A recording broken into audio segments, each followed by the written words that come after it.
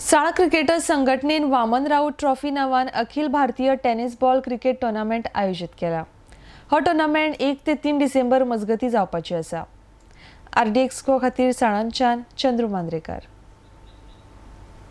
प्रथम पारितोषिक जे आहे ते रोख रुपये 1 लाख रुपये व चषक असं आहे।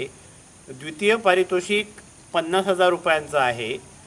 उत्पांत पराभूत संघासाठी रोख रुपये 10,000 रुपयांचं त्याने पारितोषिक ठेवलेलं आहे।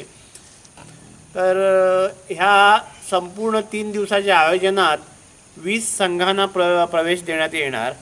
जर माझं एक हेतू आहे की आज आपण गावापासून चालू केलं तर आता 4 गाव जर 20 टीमी आल्या तर त्याच्यामधनं जर एक कुठला मुलगा झळकला किंवा त्याचं टॅलेंट जर जगासमोर आलं तर एक चांगला प्लेयर किंवा चांगला खेळाडू उच्च स्तरावर जाऊ शकतो आणि त्याचं एक चांगलं भवितव्य घडू शकतं।